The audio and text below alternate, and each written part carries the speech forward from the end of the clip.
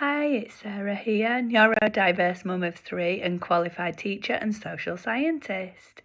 One of the things that I've been looking at, because I've been kind of evaluating where I'm at and what I would like to do when I move forward into 2026. And one of the things is I want to be somebody who finishes what they start. So I'm starting that by finishing lots of books that I've half read. So over the summer, I was recommended this book, The Celestine Prophecy. I started reading the first few chapters. I got really into chapter 1 and 2.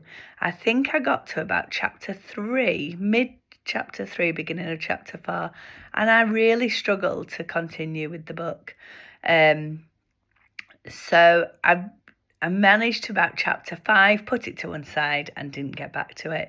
So over Christmas, when the children have all been quiet and in their interest in whatever they've got for Christmas, I've just slowly finished off this book and I've actually really enjoyed it.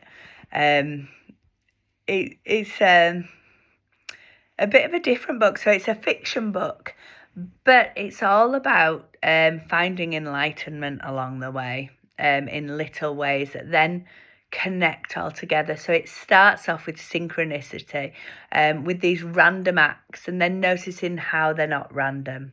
And then from there, it goes into lots of different areas in ways that we can just be more clear with our thinking, more intentional, and living with a purpose. It's actually really good.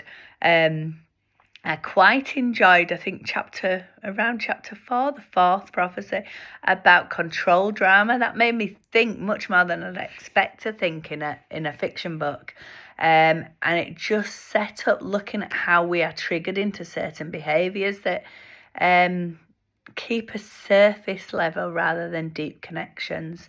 So it offers that you can go into poor me or intimidator mode, aloof or interrogator, and then going back to where that came up in childhood.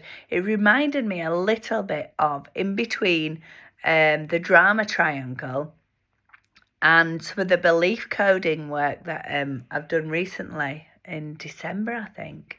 It was really good and really interesting and much more in depth than I expected just from a fiction book.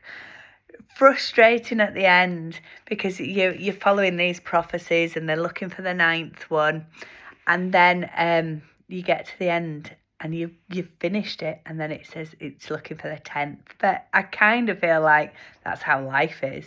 We just get to a certain level, then you realise you're starting back again and how little you do know. Anyway, I just thought if you get a chance, have a read of it. I definitely recommend it. And hope that's useful.